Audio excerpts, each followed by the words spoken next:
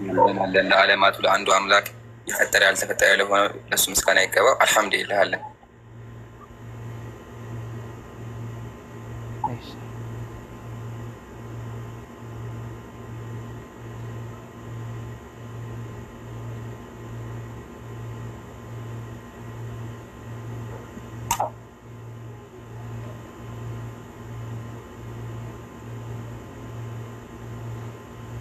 አንድ አይሰማም እያሉ ነው ከስራ መምህር የማይኩ ምልክት ይንኩትና ድጋሚ ያስመትሽ መምህር አይሰማም ድምፁ። የማይክ ምልክት ይንኩት ነው ለእኛ ይሰማል ለእኛ ይሰማል፣ ግን ከስለሉት አይሰማቸውም። ስለዚህ አንድ ሚዩት ያርጉትና ቆይ ሚዩት ላርጋችሁ። እኔ አሁን ድጋሚ ሚዩት ያንሱ። ድጋሚ አሁንስ አይሰማም አይሰማም። እስኪ የጀማ ይሰማችኋል? የመምህር ድምፅ አይሰማም? አሁን ወይ የጻፉልን ኮሜንት አሁን መጡ። አሁን ይሰማል ብለዋል። እሺ መምህር ሰላም ለኩም ብያለሁ። ጥያቄዎች ነበሩ መምህር ኤልያስ። ይቻላል መጠየቅ ይቻላል። እግዚአብሔር እንዳቀበለኝ እመልስላቸዋለሁ፣ አስረዳቸዋለሁ። በጣም ደስ ይላል መምህር። መጀመሪያ ህዝቡም እንዲያውቅ በቤተ ክርስቲያን ያሉት ደረጃ ምንድን ነው? እኔ በቤተ ክርስቲያን አማኝ ነኝ። ቤተ ክርስቲያን አማኝ ነኝ፣ አገልጋይ ነኝ። ቤተ ክርስቲያንን አገለግላለሁ፣ እግዚአብሔርን አገለግላለሁ። በምንነት ማዕረጎ ምንድን ነው? መምህር ይኸው እዚህ ጋር አይታይም? መምህር ይላል እኮ። እሺ አይ መጋቢ ብሎ ወይም ሐዲስ ከሆነ ብያው ችግር የለውም። እሺ እሱ ማዕረግ ነው። እሱ ማዕረግ የሚሰጥ ማዕረግ ነው እንጂ እውቀትን አይደለም የሚጨምር። እኔ መምህር ነኝ። መምህር ከሆንኩኝ በቂ ነው ለእኔ። ጥሩ ችግር የለውም። ዋናው መምህር እንደው ይገርሞታል። ትናንትናም ሌሊቱን ሙሉ ከሁለት መጋቢ ብሎ ሐዲሳት ጋር ስናወራ ነበረ፣ ግን ያው መልስ አላገኘንም እና በጣም ወሳኝ ጥያቄዎች አሉ። ጥያቄዎቻችንን እናቅርብና መምህር እስኪ መልሱን ደግሞ እናዳምጣለን። ጥያቄን ላቅርብ ይፈቅዱልኛል? በጣም ጥሩ ነው። በምን ጉዳይ ነው? በነገረ ስላሴ ጉዳይ ነው፣ ወይም ደግሞ በስላሴ ጉዳይ። እሺ ስላሴ ላይ ማለት ነው። በጣም ጥሩ። ስሜት አድርገው ያዳምጡኝና ከዛ በኋላ መልሱን ደግሞ ይመልሱልኛል ማለት ነው። ጥያቄ ምንድን ነው? መጽሐፍ ቅዱስን ገልጬ ሳነብ ምን የሚል ነገር አገኘሁኝ? ዘዳግም ምዕራፍ 32 ላይ አሁን እኔ ብቻዬን እኔ እንደሆንኩኝ ከእኔ በቀር ሌላ አምላክ እንደሌለ ይውላል። እግዚአብሔር አምላክ ምን አለ? ከእኔ በቀር አምላክ የለም ብቻዬን ነኝ እያለ የሚናገር አካል አለ። የሚናገረው አካል ደግሞ ማን ነው ስንል ዕብራውያን ላይ መጥቶ ምን አለ?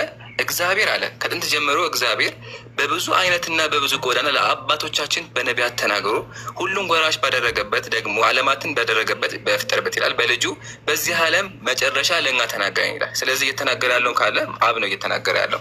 አብ ምን አለ? ከእኔ በቀር ሌላ አምላክ የለም፣ እኔ ብቻዬን አምላክ ነኝ እያለ ሲናገር እንመለከተዋለን።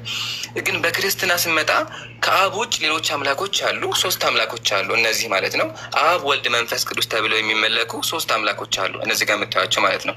እግዚአብሔር እኔ ብቻዬን ነኝ ከኔ ውጭ ፈጣሪ የለም አለ። ግን ደግሞ የክርስትና መጽሐፍ ስንስክት ምን የሚል ነገር አገኘሁኝ? ስሉስ ቅዱስ የአዳም የሔዋን ፈጣሪዎቻቸው እናንተ እንደመሆናችሁ ይላል። ፈጣሪዎቻቸው ይላል። በክርስትና አዳም ፈጣሪዎች አሉት። ፈጣሪ ሳይሆን ፈጣሪዎች አሉት። እና እንዴት ነው ከአንድ በላይ ፈጣሪ ሊኖር የሚችለው? እግዚአብሔር እኮ እኔ ብቻዬን እያለ ተናገረ ነው ያለው። ሲቀጥል እግዚአብሔር አንድ ነኝ እያለ ነቢያትም ደግሞ አንተ ብቻህን እያሉት፣ ግን በክርስትና ከዚህ ወጣችሁ 3 አምላኮች አለ 3 ጌቶች አሉ ትላላችሁ በመጽሐፋችሁ መሰረት። እና ጥያቄ መምህር ያሳሳጥረው እግዚአብሔር አብ እኔ ብቻዬን ከኔ ውጭ አምላክ የለም እያለ ነው ያለው። እናንተ ደግሞ 3 አምላኮች አሉ እያላችሁ ነው ያላችሁት በአካል ማለት ነው። እና ይሄን አስተምሮ የትኛው ነብይ ነው የሰበከው? በደንብ ያዳምጡኝ፣ በደንብ ያዳምጡኝ። ከመጽሐፍ ቅዱስ ላይ የትኛው ነብይ ነው? እያዳመጥኩ ነው እኮ በደንብ ያዳምጡኝ አትበል። እያዳመጥኩ ነው። ዝም ብለህ ተናገር። ጨርስ። ይምሩ። አቤት። ኦኬ እንትን እናድርግ። ያው ለእርሳቸውም ለመምህርም አክብሮት ይሆን ዘንድ ደቂቃ እንስጣቸው አይሻልም? ለአንተም ለእሳቸውም ደቂቃ እንስጣቸውና እሳቸው በተሰጣቸው ደቂቃ ያወሩ፣ አንተም በተሰጠህ ደቂቃ አውራ። አይ ቲንክ ያ ጥሩ ይመስለኛል ለሳቸው። ከዛ ቃል በቃል ሰዓት ደግሞ እንትን እንላለን። ከፈለግን መመደብ እንችላለን። በውይይት ሴንስም መመደብ ይቻላል ካስፈለገ። እውነት ብለህ 4 ደቂቃ ቢሆን ፍትሃዊ ይሆናል ብዬ አስባለሁ። መምህርም ስለመጡ ከምንረብሻቸው እንዳናቋረጣቸው በደቂቃ ያወሩ። ወንድም ሳለ ካሜራ መክፈት ትችላለህ እንዴ? ኢምሩ ታብሌቱ እኔ ጋር አይደለም እና ሌላ ሰው ቢይዝ። እሺ በቃ እኔ ችግር የለውም። እኔ ይዝልሃል። እሺ በደቂቃ አድርጉትና ስለ ስላሴ በደንብ አድርገን እንማማራለን ብዬ አስባለሁኝ። ሁላችሁም ልባችሁን ለትምህርት ክፍት አድርጉ። ከክርስቲያን ወገኖቻችንም እንዲሁም ሙስሊም ወንድሞቼ እህቶቼ ማለት ነው። እሺ 4 ደቂቃ አድርግልንና ያው ጥያቄን አቅርቤያለሁ። መምህር ደግሞ 4 ደቂቃ ወስደው ስለ ስላሴ የጠየቁት ጥያቄ ደግሞ በደንብ አድርገው ያስረዱኛል ብዬ ተስፋ አደርጋለሁኝ። እኔ በቃ ላድርገው። እሺ ዛኪር እኔ ላስጀምረው። መምህር ያው ደቂቃ ይዣለሁ እዚህ ጋር መጀመር ይችላሉ። ሲጀምሩ አስጀምርላችኋለሁ።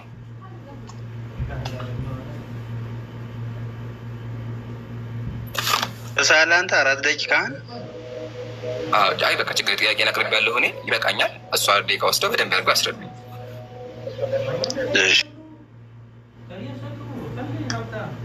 ሚውት ነው መምህር።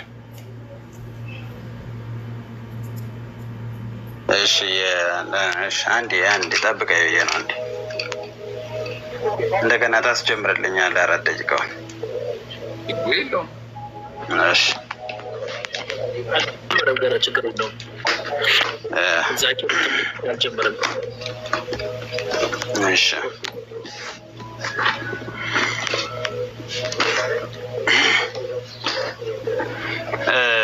እንግዲህ አንተ እያልከኝ እስኪ እንደገና እሺ እጀምራለሁ። እሺ በስመ አብ ወወልድ ወመንፈስ ቅዱስ አሐዱ አምላክ አሜን። የነቢያት ሐዋርያት አምላክ ልዑል እግዚአብሔር እኛንም እናንተንም የፈጠረ ሁላችንንም የፈጠረ ሰማይና ምድርን ያስገኘ ማዕባሉ ሀበሙ አምጥቶ የፈጠረን አምላካችን እግዚአብሔር ስሙ የተመሰገነ ይሁን። የኔንም የእናንተንም አንደበት አምላካችን እግዚአብሔር መልካም ነገር እንድንናገር ይርዳን፣ ይጠብቀን። እንግዲህ ስለ እግዚአብሔር አንድነትና ሶስትነት ነው የጠየቀኝ።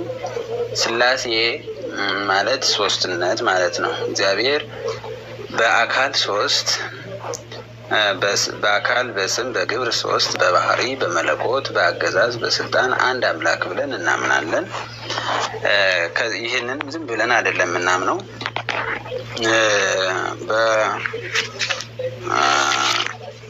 ኦሪት ዘፍጥረት ምዕራፍ 1 ቁጥር 26 ላይ ስንመለከት እግዚአብሔርም አለ ሰውም በመልካችን እንደ ምሳሌያችን እንፍጠር፣ የባህር ዓሦችንም የሰማይ ወፎችንም እንስሳትንም ምድርንም ሁሉ በምድር ላይ የሚንቀሳቀሱትንም ሁሉ ይግዙ አለ ይላል። እንግዲህ እዚህ ጋር ምን እንዳለ ያመለክተናል። እግዚአብሔርም አለ ካለ በኋላ ሰውን በመልካችን እንደ ምሳሌያችን እንፍጠር አላየው። እግዚአብሔር እዚህ ጋር ከአንድ በላይ የሆነ አካል እንዳለው ያመለክታል ማለት ነው። ማን ነው ያለ? እግዚአብሔር በመልካችን ሰውን በመልካችን እንደ ምሳሌያችን እንፍጠር አለ ይላል። የሶስቱ መነሻ ይህ ነው። ሌላ ደግሞ ልንገርህ 3 መሆኑን እዚህ አልተናገረም። ሌላ ደግሞ እንደገና በኦሪት ዘፍጥረት ምዕራፍ 3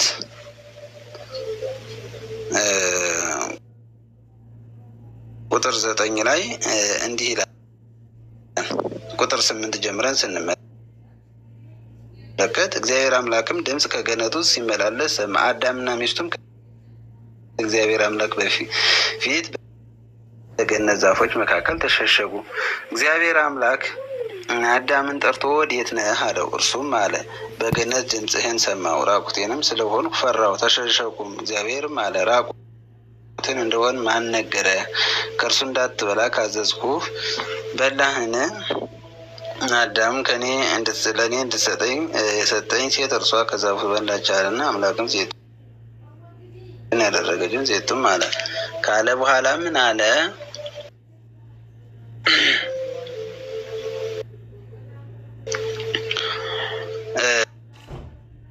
22 ቁጥር 22 ላይ ስትመለከት ይህንን ታሪክ ከታች ጀምረህ እያነበብክ ትሄድና 22 ላይ ስትመለከት እግዚአብሔር አምላክም አለ እነሆ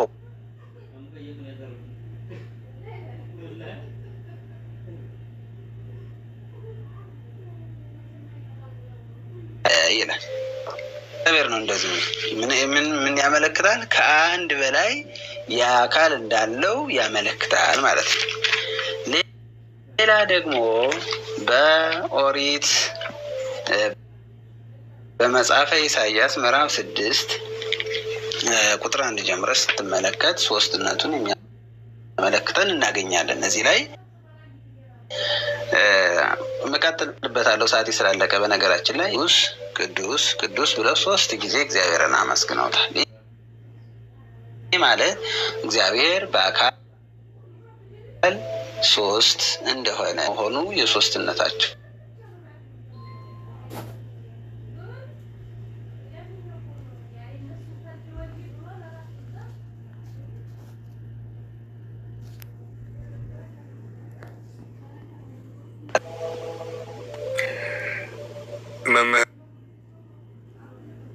መምህር ደቂቃው ታልቋል። 4 ደቂቃ አለ። ቀጥል። አልሐምዱሊላህ ወከፋ ወሰላተ ወሰላመን አላ ዒባዲህ ለዚነ አስጠፋ ወባዕድ። በአምላክ ቃል ጀምራለሁ። አምላክ አላሁ ስብሓነሁ ወተዓላ በተከበረው ቃሉ ይላል ሱረቱል ማኢዳ ቁጥር 73 ላይ ለቀድ ከፈረ ለዚነ ሀዱ አለ። ስለዚህ ክርስቲያኖች አምላክን 3 አድርገዋል። 3 በማድረጋቸውም ክደዋል ማለት ነው። መምህር ስላሴን ወንትን ይዘሃል። አሁን አንተ ይዘሃል። ደቂቃ ተይዟል። መምህር ደቂቃ ተይዟል። ዛኪር አንዴ ያቁመው። አንዴ ደቂቃ ነው። ስንት ደቂቃ ነው? ዛኪር ደቂቃ አቁመው። ከእንደገና ተመልሰዋል። 4 ደቂቃ ተይዟል። ኢምራን ይኸው እየሄደ ነው። እሺ ሄደ። በነገራችን ላይ እኔ የምፈልግ ከመጽሐፍ ቅዱስ ነው። ቁርአን ለእኛ ለምናምንበት አምላክ ለእግዚአብሔር ማስረጃ አይሆንም። ምክንያቱም ቁርአን እኛ ስለማናምንበት ማለት ነው። መጽሐፍ ቅዱስ ነው የምፈልግ። እሺ የሚተርጉትና ከመጽሐፍ ቅዱስ ላይ እየተወያየን ያለ ነው። እሺ አመሰግናለሁ። ደቂቃን አስጀምርልኝ። እሺ ወደ ስላሴ አስተምህሮ ስንመጣ ወገኖቻችን ምን ብለው ያምናሉ? አምላካችን እግዚአብሔር በአካል 3 ነው፣ ማለትም 3 አምላኮች አሉን፣ 3 ጌቶች አሉን ብለው ያምናሉ። ይህን ደግሞ በመጽሐፋቸው ጽፈው አስቀምጠዋል። ቅድም እንዳሳየኋችሁ መጽሐፈ ዜና ሰይፈ ስላሴ ብሎ ያስቀምጣል። ተመልከቱ። የስስነ የጌታችን ባህሪ የሆነ 3 ጌቶች ናቸው ይላል። ተመልከቱላችሁ። ስንት ናቸው? ስንመጣ እግዚአብሔር ምንድን ነው ያለው? ከእኔ በቀር ሌላ አምላክ የለም ማለት ሁላችሁም እዩ። አሁን እኔ ብቻዬን ነኝ፣ እኔ እንደሆንኩኝ እዩ። ከእኔ በቀር ሌላ አምላክ የለም ማለት እግዚአብሔር ከእኔ ውጭ ሌላ አምላክ የለም አሉ። ክርስቲያኖች ግን አይ ከአንተ ውጭ ሌላ አምላክ አንተን የሚመስል አለ አሉ። ግን መጀመሪያው እስከ መጨረሻው መምህር ኤልያስ ሞክረዋል ሊያሳዩን፣ ግን ቃል በቃል የስላሴን አስተምሮ ሊያመጡ አልቻሉም። ሲጀምጡ መጽሐፈ ሰይፈ ስላሴ ምንድን ነው የሚለው? ሚስጥር አለ ከሰውና ከመላእክትም ከማንኛውም ፍጥረት የተደበቀ ነው አለ። የስላሴ ሚስጥር ማንም አያውቀውም። ለዛ ነው አብዛኛው ጊዜ ቤተክርስቲያን ላይ ስለ ስላሴ ስላሴ እኮ ማንም አያውቀውም የሚሉት። ኦኬ። ስለዚህ ስላሴ በሶጃ ያልቀረበለት አችን እግዚአብሔር እንፍጠር ያለው ለማን ነው ነው? እንፍጠር ያለው ለማን ነው ስንል መጽሐፍ ቅዱስ መጽሐፈ ኩፋሌ ምዕራፍ 4 ቁጥር 4 ላይ ተመልከቱላችሁ። ምን ብሎ ያስቀምጣል? እግዚአብሔር አምላካችን ለእኛ እንዲህ አለን አለ። ማን? መልአኩ ምን አለ? እግዚአብሔር እንዲህ አለን። ምን አለ እግዚአብሔር? አዳም ብቻውን የሆን ዘንድ መልካም አይደለምና ለእርሱ ረዳት እንፍጠርለት አለን ይላል። ስለዚህ እንፍጠር እያለ እያወራ የነበረው መምህራችን ራሱ እግዚአብሔር ሳይሆን ለመላእክት ነበር። ዋናው ግን ፈጣሪው አንድ ስለሆነ ቀጥሎ ምን አለ? እግዚአብሔር ሰውን በመልኩ ፈጠረ አለ። ፈጣሪው አንድ ነው፣ የፈጠረው እግዚአብሔር ነው። ከመፍጠሩ በፊት ግን ለመላእክት አማክሯቸው ነበረ። መምህር እንፍጠር ያለው ለስላሴ ከሆነ ጥያቄ ለስላሴ እንደሆነ ከመጽሐፍ ቅዱስ ማስረጃ አቅርቡልኝ። የትኛው ሐዋርያ ነው? ኢየሱስ የትኛው ሰው ነው ይሄ ጥቅስ የሚያሳየው ስለ ስላሴ ነው ያለው? ጭራሹ ነው የለም። ቀጥሎ ምን አሉ? ከኛ እንደ አንዱ ሆነ ብለዋል። ከኛ እንደ አንዱ ሆነ የሚለው በምንድን ነው? ክፉና ደጉን በማወቅ ላሳያችሁ። ራሱ መጽሐፍ ቅዱስ ብሎ አስቀምጧል። ያው ሰይጣን ራሱ አስቀድሞ ምን አለ?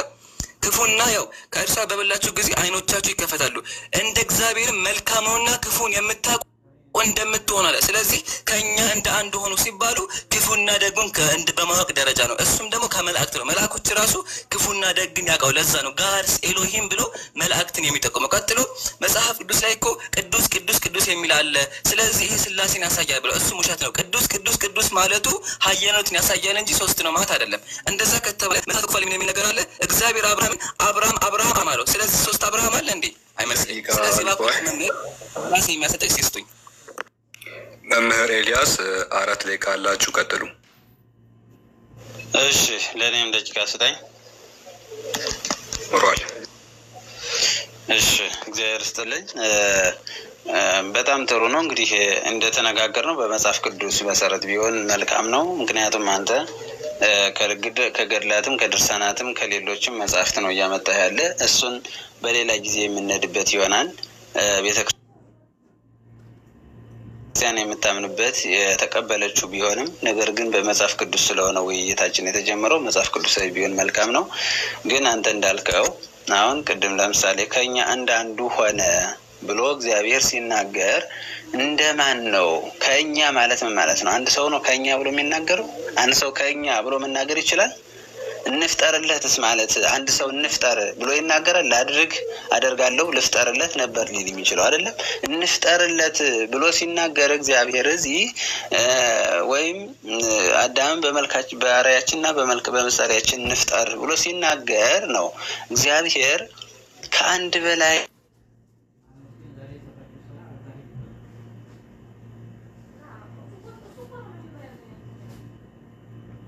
እኛ አንድ አምላክ ብለን ነው የምናምነው።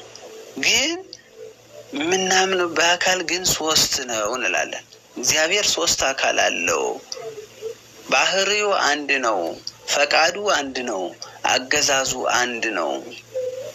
ሶስት አካል ስላለው ሶስት ፈቃድ፣ ሶስት ባህሪ፣ ሶስት አገዛዝ የለውም። አካል ግን ሶስት አካል አለው። ይህንን ማመን አለብህ። አስተምህሮ ነው፣ መጽሐፍ ቅዱሳዊም ነው። ራሱ እግዚአብሔር የተናገረውም ስለሆነ ማለት ነው። ለምሳሌ በማቴዎስ ወንጌል ምዕራፍ 3 ቁጥር 13 ጀምረን ስንመለከት ወይም ከ16 ጀምረን ስንመለከት እግዚአብሔር በስም በአካል በግብር ሶስት ነው ብለናል አይደለ? በአካል የተገለጠው እግዚአብሔር ወልድ ነው። በስጋ የተገለጠው አብ በደመና ሆኖ መድኃኒታችን ኢየሱስ ክርስቶስ በዮርዳኖስ ውሃ ሲጠመቅ በደመና ሆኖ አብ ዝንቱ ትወልድ የዛፈቅር ወሎቱ ስምወ የምወደው ልጄ ይህ ነው እሱን ስሙት ብሎ ተናግሯል። አየው፣ የምወደው ልጄ ስሙት። ለምሳሌ እናንተ አላህ አይወርድም፣ አይወለድም፣ አልወለደም፣ አልተወለደም ነው የምትሉ። እዚህ ግን እግዚአብሔር ራሱ ምን አለ? ልጄን ስሙት፣ ይህ ልጄ ነው የምወደው ልጄ ስለሆነ እሱን ስሙት፣ የሚላችሁን ስሙት እያለ ነው፣ እየተናገረ ነው። አየው። ስለዚህ ሶስት አካል እንዳለው ይታወቃል ማለት ነው። ሶስት አካል እንዳለው ይታወቃል። ነገር ግን ሶስት አካል ሲኖረው ሶስት አምላክ ግን አይባልም፣ አንድ አምላክ ነው የሚባለው። ስማ እስራኤል አሐዱ ውእቱ እግዚአብሔር አምላክከ፣ እስራኤል ወይ ስማ እግዚአብሔር አምላክህ አንድ ነው ብሎ ነው የተናገረው ማለት ነው። ስለዚህ እግዚአብሔር በስም አብ ወልድ መንፈስ ቅዱስ ይባላል። ስሙ ሶስት መሆኑ። አካል ደግሞ አብ ፍጹም አካል ፍጹም መልክ ፍጹም ገጽ አለው። ወልድም ፍጹም አካል ፍጹም ገጽ ፍጹም መልክ አለው። መንፈስ ቅዱስም ፍጹም አካል ፍጹም ገጽ ፍጹም አካል አለው ማለት ነው። አየው፣ ከዚህ ከሶስቱ አካላት አንዱ ወልድ ከሶስቱ አካል አንዱ ወልድ ወደዚህ ምድር መጥቶ ከእመቤታችን ከቅድስት ድንግል ማርያም ተወለደ ማለት ነው። የእኛን ስጋ ለበሰ። ቅድም አዳምን ምን ብሎ ነበር? አዳም በሳተ ሰዓት በኦሪት ዘፍጥረት ምዕራፍ 3 ቁጥር 22 ላይ አዳም ከኛ እንዳንዱ ሆነ ብሎ ተናግሮ ነበር። ከኛ እንዳንዱ ሆነ ማለት ምን ማለት ነው? የአዳምን ስጋ እለብሳለሁ እያለ ነው እግዚአብሔር ወልድ። የአዳምን ስጋ እለብሳለሁ፣ በኋላ ዘመን ከድንግል ማርያም ተወልጄ ከሰማይ ወርጄ እለብሳለሁ፣ ያ የለበስኩት ስጋ ደግሞ እግዚአብሔር አምላክ አደርገዋለሁ እያለ ነው እግዚአብሔር። አየው መምህር ደቂቃ አልቋል። ደቂቃ አድርገዋል። ኢምራን 4 ደቂቃ አለ፣ ቀጥል። እሺ አመሰግናለሁ። ያው መምህር ኤልያስ ጥቅሶችንም ቢያነሱ ቃል በቃል ስላሴ የተጠቀሰበትን 3 አምላክ ወይም 3 አካላት እንዳሉ ከመጽሐፍ ቅዱስ ሊያሳዩ አልቻሉም። እኛ የፈለግነው የእርሶን ሀሳብ ሳይሆን እያሳየው መሰለኝ እኮ ውሸት አትናገር። እሺ ውሸት አትናገር። ውሸት ጥሩ አይደለም። ምክንያቱም እኔ ውሸት መጽሐፍ ቅዱስ እያወያየው ስለሆነ መምህር ኤልያስ ያልኩ ያለ መምህር ኤልያስ ስላሴ ማለት 3 ማለት ነው አይደል? መምህር ኤልያስ አሉ። አካል እያሳየው እኮ ነው። መምህር ይሰሙናል? አንድ ጊዜ ፎርማል ውይይት ስለሆነ ይሄ ጣልቃ መግባት አይቻልም። ሀሳባችሁን ኢምራንን እንግዲህ የምትሉት ነገር ካለ ደቂቃ ይሰጣችኋል። በዛ ደቂቃችሁ ነው ሀሳባችሁን ልሰጡ የሚችሉት እንጂ እሱ ደቂቃውን ወስዶ ሲያወራ አይደለም። ቅድም እናንተ ስታወሩ ልክ ያልሆነ ነገር አውርታችኋል። እሱ ግን ጣልቃ አልገባም። ጣልቃ ያልገባው ያወራችሁት ሁሉም ልክ ሆኖ አይደለም። ነገር ግን ስርዓት አለው አይደለ? ሁሉም ነገር ንግግር ስርዓት አለው። ስርዓቱን ጠብቀን ደግሞ ማውራት አለብን። ስለዚህ ኢምራን 4 ደቂቃውን ሲጨርስ ገብታችሁ ሀሳባችሁን ትሰጣላችሁ። ዛኪር ወደኋላ መልሰው ደቂቃውን። ኢምራን ጀምር። አመሰግናለሁ። ያው መምህር ጥቅስ ከጠቅሰዋል። ጥቅስ መጥቀሱ ሳይሆን 3ቱ አካል አብ፣ ወልድ፣ መንፈስ ቅዱስ እንዳሉ አምላክ እንደሆኑ ማስረጃ አላቀረቡም። እንደዛ ብሎ የሰበተ ነብይ እንዳለ ሊያሳዩን አልቻሉም። እኛ ግን በማስረጃ ስላሴ የሚለው አስተምሮ የመጣው ኢየሱስ ካረገ በኋላ እንደሆነ የመጣውም ደግሞ ከህንዳውያን እንደሆነ አስተያሱ ግን ሊመልሱ አልቻሉም። አንድ ሙግት ላንሳላችሁ። ሲጀመር በክርስትና ክርስቲያኖችን ብሎ እንደሆነ አዳምጡኝ። ይሄኛው አምላክ አባት ነው፣ ይሄኛው ልጅ ነው፣ ይሄኛው ደግሞ ሚስት ነው ወይም ደግሞ እናት ነው ይላሉ። ሰምታችሁኛል? የሆነ ማህበረሰብ ነገር ወይም ደግሞ እንደ ቤተሰብ ነገር ማለት ነው። አባት ልጅና እናት ማስረጃ ላሳያችሁ። ይሄኛው አብ ነው፣ አባት ማለት ነው። ወልድ ልጅ ነው፣ መንፈስ ደግሞ እናት ነው። ላሳያችሁ። ይሄ መጽሐፍ ታላቁ የቤተ ክርስቲያን ዳግሞስ የጻፈው ቅዱስ ኢስጢፋኖስ ነው የጻፈው። ኒላ ተመልከቱ። እዚህ ጋር ሶሪ የአዳምና ሴም ብሎ ያስቀምጣል። ሁላችሁም ይሁ አዳም ከሕያው ከእግዚአብሔር አባት ከሕያው መንፈስ ቅዱስ እናት የተገኘ የተፈጠረ ነው አለ። መንፈስ ቅዱስ እናት ነው ይላል። ስለዚህ በክርስትና 3 አምላኮች አሉ። አንደኛው አባት፣ አንደኛው ልጅ፣ አንደኛው ደግሞ እናት ነው ይባላል። ይሄ እንዲህ ብሎ አእምሮ እንዴት ይቀበለዋል? ከየት ነው ያመጣችሁት? መጽሐፍ ቅዱስ አያውቀውም። ለአእምሮም ደግሞ ለአእምሮም ሊቀበሉ አይችልም። ሲጀመር ኢየሱስ ራሱ ምንድን ነው ያለው? ላሳያችሁ። መጽሐፍ ቅዱስ ተመልከቱ ምን እንደሚል ኤፌሶን ምዕራፍ 4 ቁጥር 6 ላይ ከሁሉ በላይ የሚሆን በሁሉ የሚሰራ በሁሉ የሚኖር አንድ አምላክ የሁሉ አባት አለ። አንድ አምላክ ነው ያለው። አንድ አምላክ ነው ማለት አባት ነው። ከሱ ውጭ ሌላ አምላክ የለም። ተመልከቱ። ሃይማኖት አበው ሙስሊም በማስረጃ የሚያወሩ አባት ሌላም ጊዜ ሲያወሩ ይችላል። በጥቅስ አጉልሽ ያው ሃይማኖት አበው ምንድን ነው የሚለው? በአባቴ ስም የምሰራው ስራዎች ምስክር ናቸው ሲል ከእግዚአብሔር በቀር አባት ያለው ማን ነው አለ። ኢየሱስ አባት የሚለው እግዚአብሔርን ነው።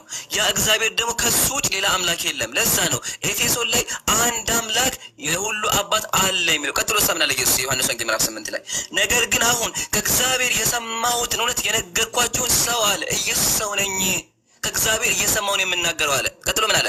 እናንተ የአባታችሁን ስራ ታደርጋላችሁ።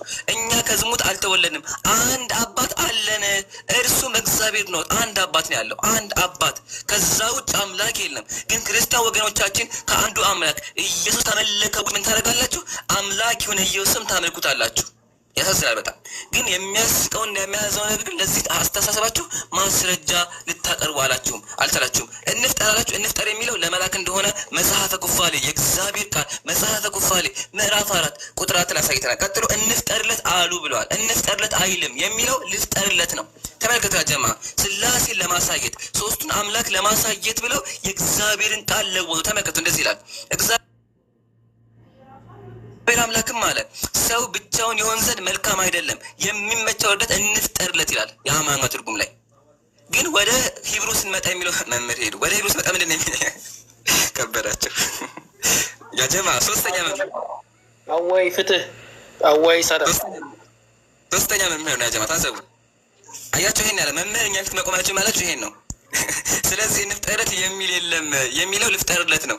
ሱብሃንአላህ ሱብሃንአላህ። መምህር እባክዎትን ካሉ ይመለሱና የምታመልኩትን 3 አምላኮች ያስረዱን። ወኢላ እዚህ ጋር የሚያዳምጠው 6500 ሰው ስላሴ መጽሐፍ ቅዱስ ላይ እንደሌለ 3 አምላክ እንደምታመልኩ ፍጡር እንደምታመልኩ ሊታመን ነው። ስለዚህ እባካችሁ መምህራን ካላችሁ ግቡ። ይገርማል። ሰዓቴን አቁምልኝ፣ ይምጡልኝ መምህር። ሰዓቱን አቁም። እሺ እንግዲህ እንደ አወያይነቴ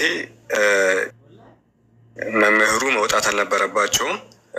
እንግዲህ ማስረጃ ተጠይቀዋል። እስካሁን ምንም ያሳዩት ማስረጃ የለም። ሁላችንም ሙስሊሞችም ክርስቲያኖችም ማየት የምንፈልገው ነገር ስላሴ መጽሐፍ ቅዱስ ላይ መኖሩን ነው።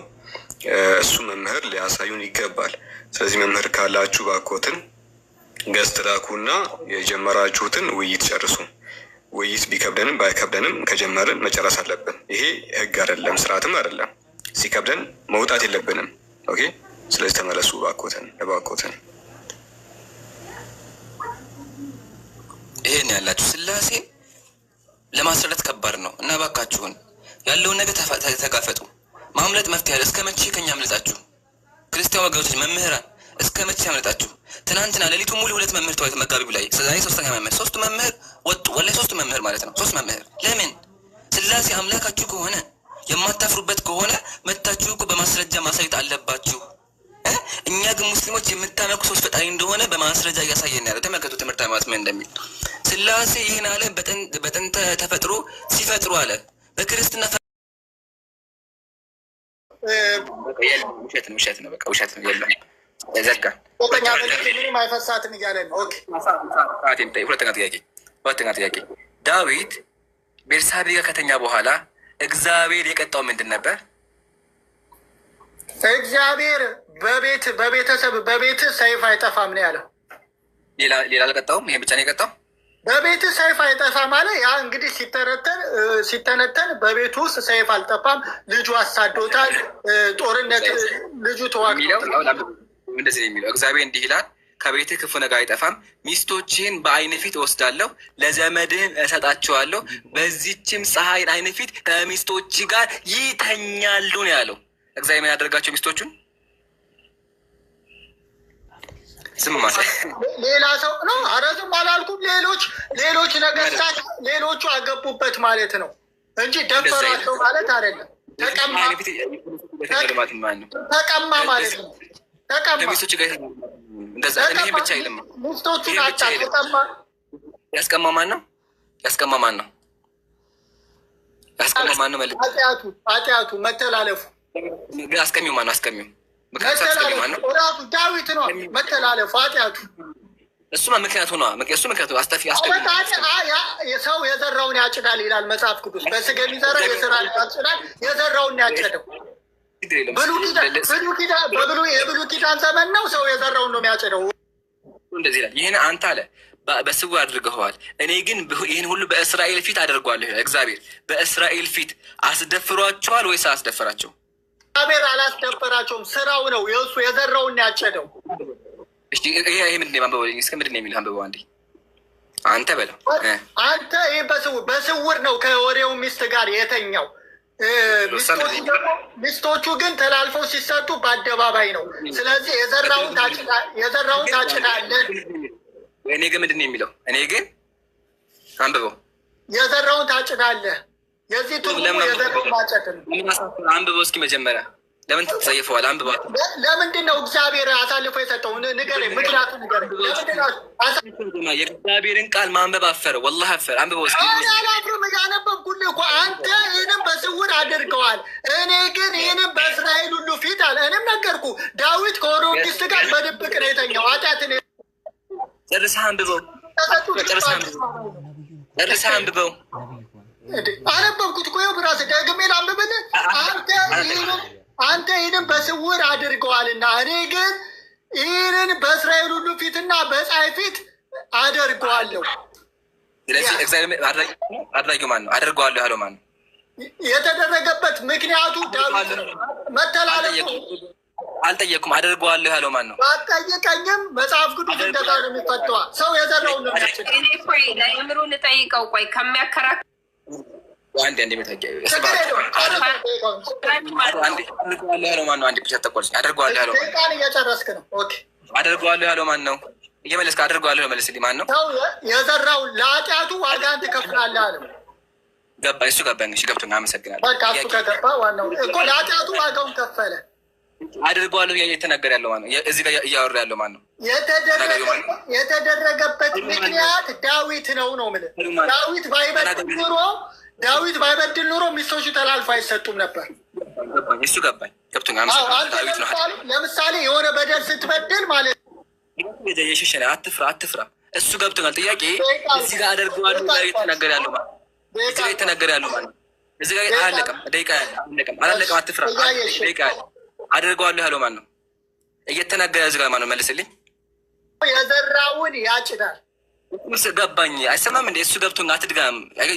ዝም ቃል ማድረግ መልሳለሁ። ቃል መዳገሙ ተወው እና እዚህ ጋር እየተናገረ ያለው ማን ነው? እግዚአብሔር ያለ በደል አንተ ምንም አያደርግም። ሳትበድል አንተ ምንም አያደርግም። ገባኝ። ጥያቄ እዚህ ጋር እየተናገረ አንተ ሳትበድል ምንም አንተ ላይ ክፉ እንዲሆንብህ አያደርግም። ስትበድል ግን የበደልከው። እሺ ምንድን ነው የሚለው? እዚህ ጋር አንብብልኝ። እግዚአብሔር እንዲህ ይላል። አላሁ አክበር። ያጀማ አጨብጭቡ። ሲፈራው የነበረውን አመነው። አያቸው፣ ይሄን ያልኳችሁ እግዚአብሔር የሚለውን መናገር ከብዶት ነበረ። ግን እነዚህ ንጹሐን ሴቶችን ደማቸው እየፈሰሰ አሰልፎ ያልደፈራቸው እግዚአብሔር ነው። እሱ እንኳን መናገር ቢከብዱ ሳያስበው አስነበብኩት። አያቸው፣ አስነበብኩት፣ ሳያስበው እንዲያነብ አደረግኩት። አስደፋሪው ማን? ያው እግዚአብሔር እንዲህ ይላል። እግዚአብሔር እንዲህ ይላል ማለት አደርገዋለሁ። አላቀጥሎ አደርገዋለሁ እያተናገረ እግዚአብሔር። ስለዚህ እየተናገረ ያለው እግዚአብሔር ከሆነ እግዚአብሔር በአደባባይ አስደፍሯቸዋል። አመሰግናለሁ። ቀጣይ ጥያቄ ደቂቃ ጨርሳል። መኃልየ አላለቀም፣ ይቀረኛል ደቂቃ። መኃልየ ዘሰሎሞን እጅ ላይ መጽሐፍ ቅዱስ አለ መጽሐፍ ቅዱስ መኃልየ ዘሰሎሞን ምዕራፍ 8 ቁጥር 8 ክፈትልኝ። ቶሎ የከፈትኩት ምዕራፍ 8 ቁጥር ስንት? ቁጥር 8 አንብበው። ቁጥር 8 እሺ፣ ላንብብል። እንዲህ ይላል፣ እኛ ሰው የቤቱን ሀብት ሁሉ ስለ ፍቅር ቢሰጥ ፈጽሞ ይንቁታል። እኛ ጡት የሌለ ይላል። ከቁጥር 7 ወረድ ብሎ ያለው ተያይዞ እኛ ጡት የሌላት ታናሽ እህት አለችን። ስለ እርሷ በሚናገሩበት ቀን ለእህታችን ምን እናደርግላት? እርሷ ቅጥር ብትሆን የብር ግንብ በላዩዋ እንሰራለን ይላል። ጥያቄ እዚህ ጋር ጡት ያላወጣች ልጅቱ ለምንድን ነው የተፈለገችው? ትፈለጋለች አይልም እዚህ ጋር። እሺ አለች ያለው ምን? ለምን እኔ ጋር መጽሐፍ እኛ ጡት የሌላት ታናሽ እህት አለችን፣ ስለ እርሷ በሚናገሩበት ቀን ለእህታችን ምን እናድርግላት? እርሷ ቅጥር ብትሆን የብር ግንብ በላዩዋ እንሰራለን ብሎ ስለ ቅኔ ነው የሚቀኘው። የሚናገርበት ማለት ነው። መጽሐፍ ቅዱሳችን ሲተረጎም ሜታፎር አለ፣ ምሳሌያዊ አነጋገር አለ። ይህ ምሳሌያዊ ስለ ቅጥር ነው የሚናገረው። በሰውነት ውስጥ ቅጥር እንዳለ ሁሉ ይህንም ቅኔ ነው የሚናገረው። ትርጉሙን ንገረኝ። እኔ ጋር የሚለው ምንድን ነው? ለጋብቻ ጠየቅ ነው የሚለው እና እዚህ ጋር ንጹሐ ልጅ እግዚአብሔር እያስደፈራት ነው ያለው። ያው ይላል ለጋብቻ ብትጠይቅ ይላል አታጭበርብ ይላል። ያው ሁላችሁም ተመልከቱ። ለጋብቻ ነው፣ ለጋብቻ እግዚአብሔር ምንም የማታውቀው ያችን ጨቅላ ልጅ ምን እያደረጋት ነው ያለው? እያስደፈራ እያጋባት ነው ያለው። ምንም አታውቀው፣ ጡት የላትም። አያችሁ አይደለ? አሁን ጥያቄያችን በሚናገሩበት ቀን ሲል መናገር ትርጉሙ ምንድን ነው? መልስልኝ። እግዚአብሔር ለምንድን ነው ምንም የሚያውቁ ንጹሐን ሴቶችን በአደባባይ የሚያስደፍራቸው? ጡት የላቸውም፣ ገና አላደጉም። ለምንድን ነው አምላክ እግዚአብሔር እንዲጨካኝ የሆነ ሴቶች ምን አድርገውት ነው? መልስልኝ እስኪ። እኔ መጥፈ ስለማልችል ነው አይልም። እሱ እንዳለው አይልም። የሚለው መጽሐፉ ምንድን ነው የሚለው? እኛ ጡት የሌላት ታናሽ እህት አለችን። ትቼዋለሁ። እሱን ቃል በቃል መልስልኝ። አይልም። እሺ አሁን ደቂቃ ጨርሰሃል ብራዘር። 5 ደቂቃ አለቅም። ፓውዝ አድርጌዋለሁ። አንድ ከ45 ይቀኛል። አታጭበርብር። የመለስክ አይደለም መልስ። በሚናገሩበት ቀማትም ማለት ነው ነገርኩህ። ይኸውልህ አንተ ያነበብከው ስህተት ነው። እኛ ጡት የሌላት ታናሽ እህት አለችን፣ ስለ እርሷ ጥያቄ በሚናገሩበት ቀን ሲል ምንድን ነው? አስቀምጥ ትርጉሙ። ማትከፍተው? ደቂቃውን ለምን ታቆመዋለህ? አይደለ እየመለስክ አይደለም። ጥያቄውን መልስ። ጥያቄውን መልስ። እኔ መልሳለሁ። ከዛ እኔ ችን የሚያስደፍረው ደማቸው እየፈሰሰ ገና ምንም አላደጉም እኮ ገና ጨቅላ ህፃን ልጅ አይልም እኮ የማይለውን እኮ ነው የምታወራው። ደም እየፈሰሰ ደቂቃውን አስቆጥረውና እንወያያ። ደግማ አንብበው። እሺ ደቂቃውን አስቆጥሯ። መመለስ ጀምር። መልስ መመለስ ጀምር። አንብብና ስመለስ አስጀምረዋለሁ። እየመለስኩልህ እኮ ነው። በኋላ መልስ ጀምር አስጀምረዋለሁ። መጀመሪያ ኧረ ኤልሳቤት የሆነ ነገር በያ እንዴ። ጥቅሱን አንብበው መጀመሪያ። ውስጥ አዘበጫኝ በካሜራው አሳየው ጥቅሱን። መጀመሪያ ጥቅሱን አንብበው። ኦኬ እኔ እያነበብኩልህ እኮ ነው ብራዘር። ይኸው እሺ ማይኩን አትስገው። እንደዚህ ይላል። እሺ ላንብበው። እኛ ጡት የሌላት ታናሽ እህት አለችን። ስለ እርሷ በሚናገሩበት ቀን ለእህታችን ምን እናድርግላት ይልና ጥያቄ ምልክት። እርሷ ቅጥር ብትሆን የብር ግንብ በላዩዋ እንሰራለን፣ ደጅም ብትሆን በዝግባ ሳንቃ እንንከባከባታለን። እኔ ቅጥር ነኝ፣ ጡቶቼን እንደ ግንብ ናቸው። እሺ እዚህ በሚናገሩበት ሲል ምን ማለት ፈልገው ነው ትርጉሙ? ኦኬ ይህ መጽሐፍ ቅዱስ ክፍል ሜታፎር አገላለጽ ነው፣ ምሳሌያዊ አነጋገር ነው። ምሳሌያዊ አነጋገር ስለሆነ ከቁጥር አንድ ጀምሮ ምዕራፍ 8 ምሳሌ እንደሆነ ማስረጃ ያቺው የተደፈረችው ህፃን ልጅ ምሳሌ እንደሆነ ማስረጃ እግዚአብሔር የላትም ታገባለች ያለው ጥያቄያቸው ማስረጃ እንዴት ነው የምንዋየው? እኔ እኮ በመልስበት እኮ መልስ እኮ ነው። ለምንድን ነው ደቂቃውን የማታስኬደው? ደቂቃውን ለምን አታስኬደው? አያሽ መጠየቅ አልፈለገም። ብልጥ ነው ብልጥ ነህ። እኔ ግን አደግ መልስ አስጀምረ ምሳሌ እንደሆነ ስለ ስላሴ መወያየት አልፈለገም። አስጀምረዋለሁ።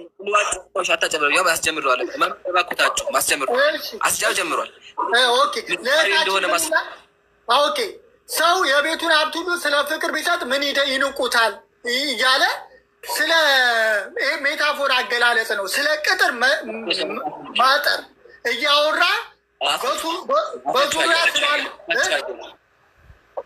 ምሳሌ እንደሆነ ማስረጃ አፍህ አያያዝ ምሳሌ እንደሆነ ማስረጃ ቅርብ። ይህን እኮ መጽሐፍ ቅዱስን የምንቀበለው ነው። የምንቀበለው ትርጉሙን የምንቀበለው መጽሐፍ ቅዱስ አባይ በቃ ተምሩ መምህር ወላሂ ማስረጃ ሜታፎር ይገባል። ሜታፎር አገላለጽ ሲባል ይገባል። ማስረጃ ግን ታውቃለህ፣ ያቅርቡልኝ። አውቃለሁ። ምሳሌያዊ ማለት ነው። ምሳሌ እንደሆነ ማስረጃ ምን ማለት ነው? ምሳሌውን ምሳሌያዊ እንደሆነ ማስረጃ የምትለው ምን ማለት ነው? ምሳሌውን እንደ ምሳሌያዊ የምትለው አይልማ የሚለው ምንድን ነው? ጡት የላትም ስታገባ ምን እናርግላት ነው የሚለው። ይሄ ቃል ምሳሌ እንደሆነ ማስረጃ ልጅ ህፃናት ምንም አታውቅም ሲደፍራት እናርግላት ነው የሚለው። በቃ ማስረጃ ዴቆን ክፈቱ፣ አታምልጥ። ስታገባ ይል መጽሐፉ ስታገባ የሚለው በቃ ማስረጃ የለም። አሁን ቀጣ ጥያቄ ዳዊት የኦሪዮ ሚስት ለማግባት ምንድን ነው ያደረገው? ሶሪ የሳኦል ሚስት ለማግባት ዳዊት ምንድን ነው ያደረገው? መልሶልኝ። ጎልያድን አሸነፈ። ጎልያድን ያሸነፈው ንጉሥ ሲሆን ነው። ጥያቄ ዳዊት ደቂቃውን እያሳየኝ መመለስ ጀመራ። ጎልያድን ድል ነሳ በፍልስጤም። ማስረጃ እሺ ደቂቃውን እንትን በለው ባዛ አድርገዋል። ማስረጃ ይዘ ነው። ኦኬ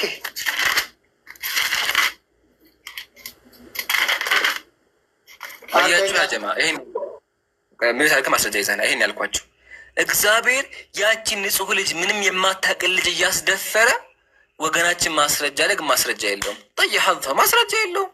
ይሄ ነው እንግዲህ መምህራቸው። ተመልከቱ፣ መምህር ተብሏል፣ ግን ምንም ማለት ማስረጃ ሊያቀርብ አልቻለም።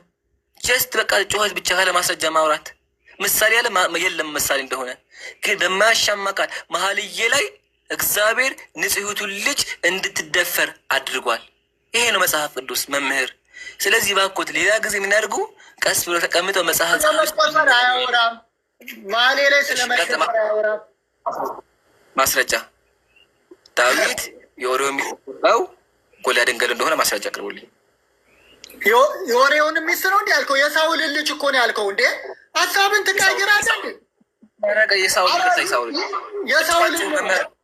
የሳውልን አጭሁ መምህር ይቅርታ፣ ረጋ በሉ እሺ። ውሃ ያዙ ረጋ በሉ። ያለ መምህር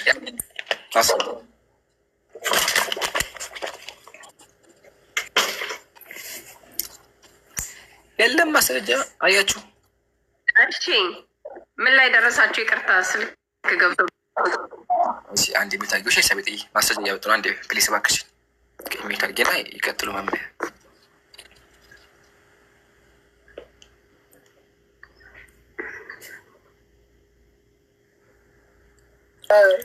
ጎልያድን ድል ነስቶ ነው ያገባት።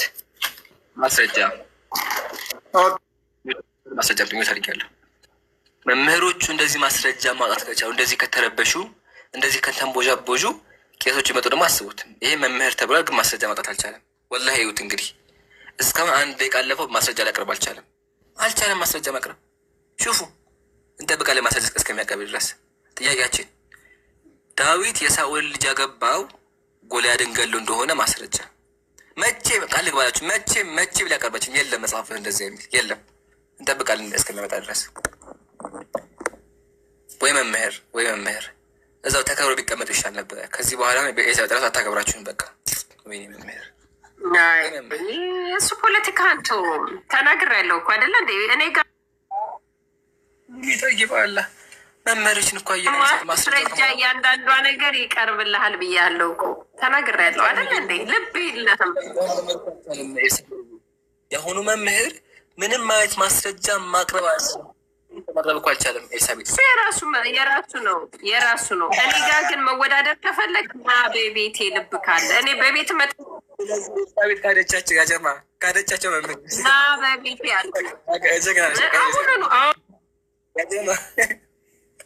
ፕሮግራም ግን አሁን ለአንተ ስል ከፍታለሁ ቤት አሁኑኑ ራሱ መምጣት ትችላለህ። አሁኑኑ አባቶች ጠርቼ መልስ ይመልሱላል። ይኸው አዘጋጅቻለሁ ራሱ ደዋዊ ኦኬ። ጎልያድን ድል ነስቶ አገባ ብያለሁ። አንተ የፈለከውን ብለህ አቅርብ። ማስረጃ መጣ። እንደዛ የለም። እንጠብቃለን። ማስረጃ መጣ። አንድ ማስረጃ መጣ። ጎልያድን ድል ነስቶ የሳውልን ልጅ አገባ አልኩ። አንተ አይደለም ካልክ ደግሞ ሌላ አቅርብ። እኔ መለስኩልህ። በቃ ማስረጃ የፈለግኩት ማስረጃ አቅርብልኝ። ማስረጃ ካላቀረብ አልተውም። አይታችሁ ከሆነ ግን ኤልሳቤጥ ራሱ እሱ የራሱን ያቀረበው ከዚህ በኋላ ሌላ መምህር አመጣልሃለሁ አለች። ማሻአላህ። ስለዚህ አላመጣም በቤትሽ ያመጣል። በቤቴና እያለችን ያለችው መምህር አይደለም ተብልሃል። መምህር አይደለም እያለችን ያለችው አያ መምህር አይደለም ተብልሃል። ተመልከት ይሄንን ማለት እጹብ ድንቅ ነው ራሱ ሚስጥሩ። በዚህ አጋጣሚ ረቻለው በቤቴ ነው። አንዴ ፕሌስ አንዴ ታወራች መጀመሪያ ሰባት ተጋጭ ውይይቱ አለቅም። ስብሐት ለከ ቤተሰቤት እንጂ ጨረሳ እንዲ ስብሐት ለከ ከዛ ታወሪያለሽ። መምህርሽ አውራ። መምህርሽ ማስረጃ የለ ወይሽ አይደለ? መምህር በሻምታሽ ምንም ሊያወራ አልቻለም። አንዴ ላመጣም አንዴ እንጨርሳ መጀመሪያ ከሱ እኔ አክብሬ እየጠየኩኝ ነው። አንዴ ስስጠኝ። አንተማ ስታድግ ተወያይ እኮ አይደለሽም። ቤተሰቤት አይደለም ግን አንዴ ኢንቫይት ላድርጋቸው እዚህ ጋር ያሉ ህዝቦችን አንዴ ፕሊስ። ከዛ ታወራለህ። ውይይቱ ለቃ እንዴ በኋላ እንዴ ምን ነካሽ? ከውይይቱ በኋላ ታወራሽ። ውይይቱ አንዴ መጀመሪያ ለቃ እባክሽ። እሺ ውይይቱ ለቃ እንዴ ተባለች።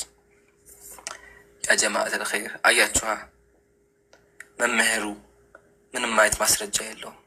መሀልዬ ላይ እግዚአብሔር ህፃን ልጆችን እንደሚያስደፍር አምኖ ቀጥሎ ደግሞ ዳዊት የሳኦል ሚስት ያገባው ሰው ገሎ ነው አለ። ግን ማስረጃ የለ። ጎልያድን ገሎ እንደሆነ ማስረጃ አላቀረበ። እስካሁን እየፈለገ ነው ያለው። የለውም በቃ። ስለዚህ ስብሐት ለከ ምን መክራ ላንብብልህ፣ ችግር የለውም። አንደኛ ሳሙኤል ምዕራፍ 17 ወይ ከፍተዋል። ቆይ አንዴ ረጋ ብሎ ይከፈት። ማሻአላ ከ5 ደቂቃ በኋላ ሞክረዋል። እሺ አንደኛ ሳሙኤል ደቂቃውን ክፈቷ እንዴ አቁመው ነው እንዴ የአንድ 5 ደቂቃ ያልቅም እንዴ ቁጥሩን ንገረኝ። አንደኛ ሳሙኤል ቁጥሩን ንገረኝ። አንደኛ ሳሙኤል ቁጥሩን ንገረኝ። ቁጥሩን ንገረኝ እንዴ አንደኛ ሳሙኤል እየላኩልህ እንዴ ገና አላኩልህም እየጠበቅከው እስከሚልኩልህ 5 ደቂቃ ቆሞልህ ማይኩን እየዘጋ ተናገር ትለኛለህ።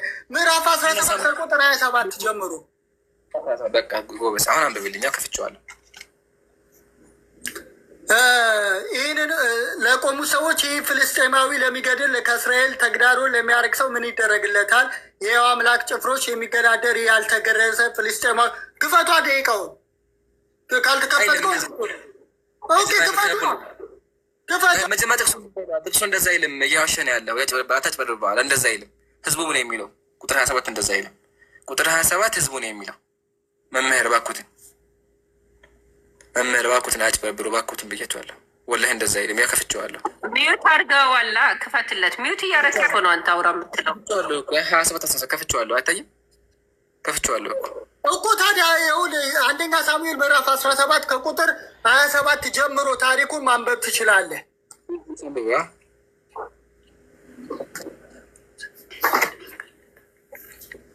መምህር አይዞት አንብቡ።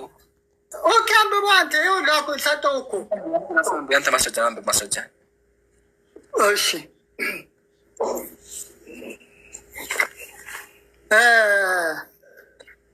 ለህዝቡም ምን አለ ዳዊት? ለሚገድል ከእስራኤል ተግዳሮትን ለሚያርቅ ሰው ምን ይደረግለታል? የሕያው አምላክ ጭፍሮች የሚገዳደር ያልተገረዘ ፍልስጤማዊ ማን ነው ብሎ ተናገራቸው። ህዝቡም ለሚገድል ሰው እንዲደረግለታል ብለው እንደ ቀድሞ መለሱለት። ምንድን ነው ለሚገድል ሰው ምንድን ነው የሚደረግለት? የንጉስ የዳዊትን ልጅ የሳኦልን ልጅ ያገባል። ፍልስጤማዊ የት ነው እንደዛ የሚለው? ከቁጥር 17 ጀምሮ ስታነበው ታገኘዋለህ። እንደ በፊቱ መለሱለት ነው የሚለው። አያሳይም። ቦታውን አሳየኝ። እንዲ ቦታውን አሳየኝ መምህር። እንደዛ የሚል የለም፣ ወላሂ የለም። አያቸዋ ሚዩት አድርገው። ሚዩት አታድርግ፣ አንሳ፣ አታጭበርብር። የት ነው እንደዛ የሚለው? አሳየኝ። የለም ማስረጃ ብያቸዋለሁ እኮ። አያቅርም ማስረጃ፣ ወሬ ብቻ ነው። ተጨነቅ አይደለ? ይጨንቃል። ወላሂ ትጨነቃለህ። ወላሂ አሁን ሚዩት አድርገው። ራሱን ያዘማ። እኔ ሚዩት አላደረኩትም። ጨነቃቸው መምህር። እንደዛ የሚል የለማ። ታዘቡ። እንደዚህ ናቸው መምህሮች። በእንደዚህ አይነት መቄሱ ራሱ በቃ ተስፋ የለውም። አታወርደኝ ነው ወላሂ። አላህ ይጠብቃቸው መምህር። እኔ ግን በሆን መሰለኝ የማደርገው አንተ ቦታ ላይ በሆን እወጣና አርፌ ይማር ነበረ፣ ቁጭ ብዬ ይማር ነበር። ስለዚህ አንተ የመከረ ነገር ምንድን ነው? እባክህን አንተም ሌላ ጊዜ ቄሶች አሰልፋቸው ይዛን ቁጭ ብላችሁ ከኔ ተማሩ። እኔ በደንብ አድርጌ አስተምራቸዋለሁ። ኢንሻላህ መጽሐፉ 5 መጽሐፍ ቅዱስ አለኝ። ይገርመኛል እኮ አንዳንዴ 5 መጽሐፍ ቅዱስ አለ። ይሄኛው ለአንቺ፣ ይሄኛው ለመምህር፣ ይሄኛው ለቄሱ፣ ይሄኛው ደግሞ ለአንዱ ሰጥና ቁጭ ብዬ አስተምራቸዋለሁ። ለእኔ ይሄ ይበቃኛል። ሌላውን ትወስዳላችሁ እናንተ። ከዛ ቁጭ ብዬ አስተምራቸዋለሁ። በዚህ አጋጣሚ በነገራችን ላይ ወሬ ብቻ አታውራ። አሁን እሱን አድሪስ እባክሽ ሚታይ ቆይ፣ በኋላ ታረሻች። በኋላ መጀመሪያ የዚህ መምህር ላነብልህ ነው። አንድ ዜግ በቃ አሁን ላነብልህ ነው። አሁን ያልቃል። 1 ደቂቃ ወደ እኔ ጥያቄ አታመልጣትም። እኔ እጠይቃለሁ። እኔ ምንድን ነው ያልኩት? አልዋሸሁም። ማይኩን አትዝጋ። አግኝቼዋለሁ፣ ጥቅሱን አግኝቼዋለሁ። ማይክ አትዝጋ። ምንድን ነው ያልኩት? ኤልሳቤጥ ልጁን ይድርለታል አይደል ያልኩት? አነባለሁ፣ ቃሉን አነባለሁ። ይኸው እሺ፣ እንደዚህ ይላል። ዳዊትም ሰማ፣ የእስራኤልም ሰዎች ሁሉ ሰውየውን ባየ ጊዜ እጅግ ፈርተው ከእሱ ጋር ሸሹ። ወደ ስንት ነው የምታነበው? ቁጥር ምዕራፍ 17 ቁጥር 24 ጀምሮ አንብበው። 24 ነው ያልከው? አዎ ከ24 ጀምሮ አንብበው። ምን የምታነበው ቦታውን ንገረኝ አንተ። ኦኬ ምዕራፍ 17 ከቁጥር 24 ጀምሮ አንብበው። ደወሪ ብራዘር ደወሪ። ጥቅስ እኮ ማግኘት እኮ ምንም ችግር የለውም። እሺ ደቂቃውን አስከፍተው። መልሱን ይገመላል። ብሎን አስከፍት። እሺ ቅድም ውሸታም ብሎ ነበር። ይሄ ውሸታም አይልም አላለም? ይሄ እስኪ አይልም። እሺ አሁን ማን እንደሚያፍርና። እሺ ዳዊትም ሰማ የጌት ሰው ከፍልስጤሞች ወጣ፣ የተናገረውንም ቃል ተናገር። ዳዊትም ሰማ። የእስራኤል ሰዎች ሁሉ ሰውየው ባዩ ጊዜ እጅግ ፈርተው ከእርሱ ሸሹ። የእስራኤልም ሰዎች ይህን የወጣውን ሰው አያችሁት? በእውነት እስራኤልን ሊገዳደር ወጣ። የሚገድለው ሰው የሚገድለውም ሰው ምን ይደረግለታል? ቁጥር 25 የሚገድለውም ሰው ንጉሥ እጅግ ባለጠጋ ያደርገዋል፣ ልጁንም ይድርለታል። አነበብከው? አትሸማቀቅ። አይዞ ብራዘር፣ ልጁንም ይድርለት። ውሸቴን ላሳይቅ መልሻለሁ። አሁን ደቂቃውን አስጀምረው። ለምን ታቆመዋለህ? ጠየቅህ። ልጁን ይድርለታል። አሁን እኔ ነው የምጠይቀህ።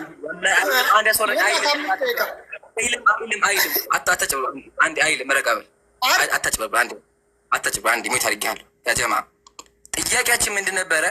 ዳዊት የሳኦል ልጅ የኦሪዮ ልጅ ያገባው ደፍሮ እንደሆነ ይሄ በእንትን እንደሆነ ማስረጃ አቅርብ ነበረ። ሰው እንደገደለ ያቀረብከው ምንድን ነው? ሰዎቹ ምን አሉ?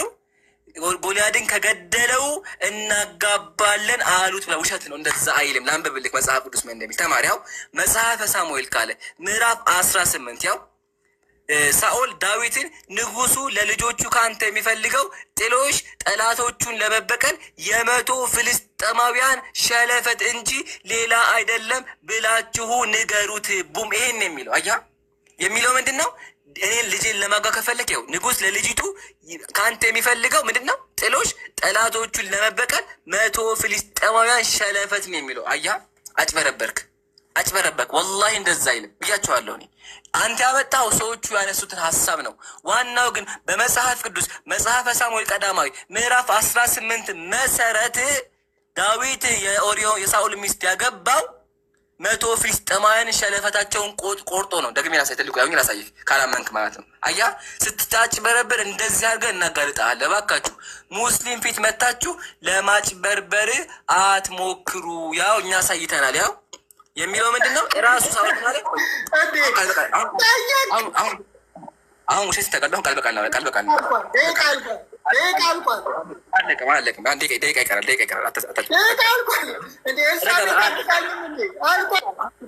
አትፍራ። አሁን አንብብልኝ። ምንድን ነው የሚለው? እስኪ አንብብልኝ። ምንድን ነው የሚለው? አትፍራ። አንብብ። ምዕራፍ 17 ቁጥር 25 አንብበው። መልሻለሁ እኮ አንደኛ ሳሙኤል ምዕራፍ 17 አንደኛ ሳሙኤል ምዕራፍ 17 ቁጥር 25 ላይ ልጁን ለምን ይሄን ፈራ? እስከምባል ሳሙኤል ምዕራፍ 17 ቁጥር 25 አው ለምን ይሄን ፈራ? አንብብልኝ አንዴ። ለምን ትፈራለህ? አንብበው ባል አንዴ አንብበው አንዴ አንብበው። እሺ ካልፈራ ሁላችሁም አንብበው። ጥቅሱ ምን እንደሚል ምንድን ነው የፈለግከን? ያነብልሃለሁ።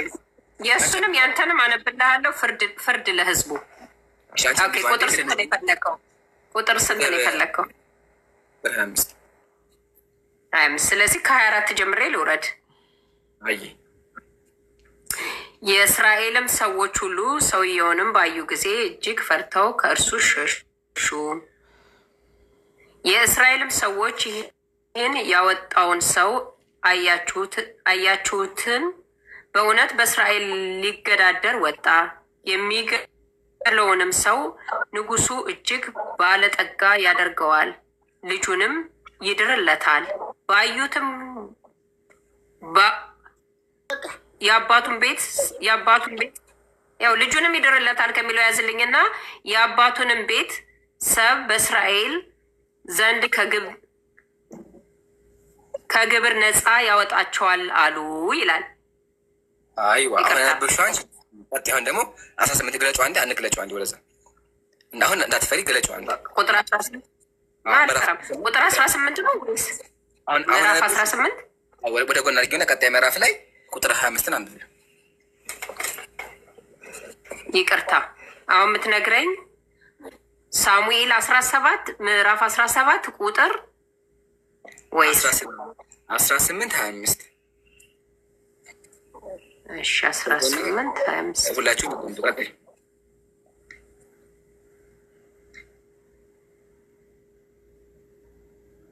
ኦኬ 25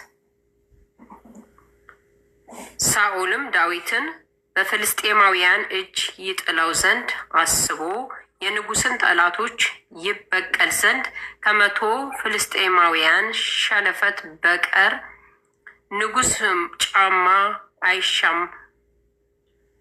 ማጫ ትክክል። ኤልሳቤጥ ከቁጥር 22